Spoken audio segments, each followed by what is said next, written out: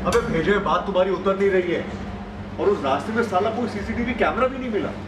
उस बैग में कितने पैसे हमें नहीं पता। उस पैसों के बारे में ईशा और जीएम साहिबा के अलावा किसी और को नहीं पता। तुम्हारी दोस्ती पे शक करने में मजबूर कर देते हो तुम। अबे जीएम साहिबा बहुत ही स्मार्ट खिलाड़ी है, बहुत ही शातिर है वो। अबे किसी और पे कीचड़ उछालने के लिए ना वो अपने हाथ गंदे थोड़ी ना करेगी। अबे ये सब काम के उनके पास चमचों की फौज खड़ी है। ओम हुआ ईशा को लेकर परेशान। जीएम पे हो रहा है ओम को शक।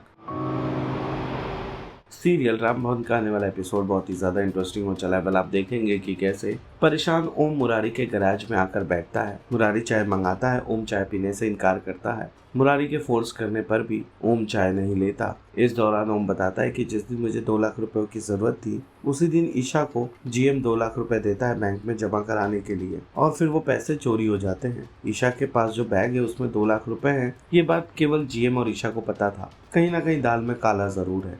ऐसे कैसे कोई किसी से रैंडमली चोरी कर सकता है। भैया शाम को भेज देना साला। नहीं चाहिए वे, मूड खराब है हमारा, तुम लोग पियो। अरे वही ठीक करने के लिए दे रहे हैं, पकड़ो। लो गुरु।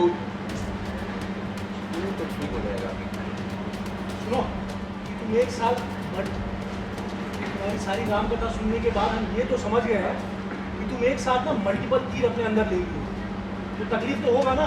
तो गुरु हमारी मानो तो एक टाइम पे एक प्रॉब्लम पे फोकस करो। तुम्हारी once in a life time वाली चीज़ है, तो उसके लिए पैसा कहाँ से आएगा उसका सोचो यार।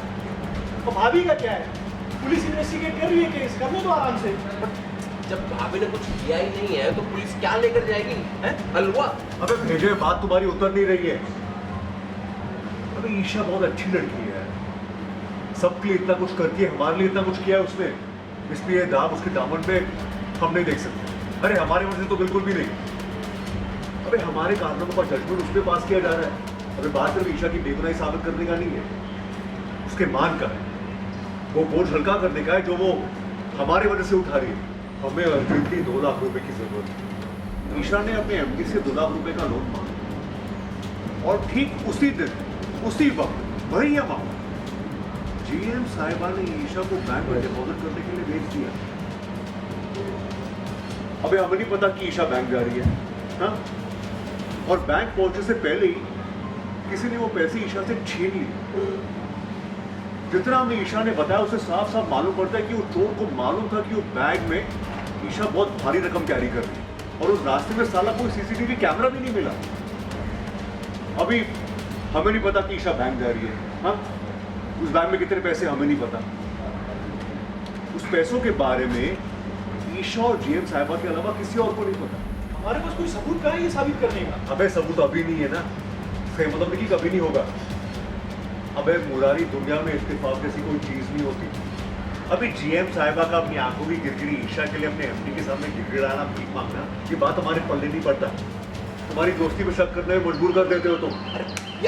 अबे जीएम साहिबा बहुत ही स्मार्ट खिलाड़ी है, बहुत ही शातिर है वो। अबे किसी और पे कीचड़ उछालने के लिए ना वो अपने हाथ गंदे थोड़ी ना करेगी। अबे ये सब काम के उनके पास चमचों की फौज खड़ी है, या कठपुतली कह लो। वो बस दो खींचते और कठपुतली नाचने लगती है, समझे तुम?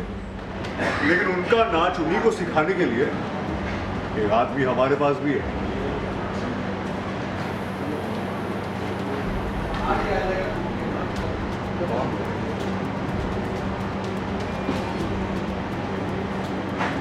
सीरियल राम भवन से जुड़े तमाम अपडेट्स को जानने के लिए टेली चक्कर को लाइक, शेयर, सब्सक्राइब जरूर करें।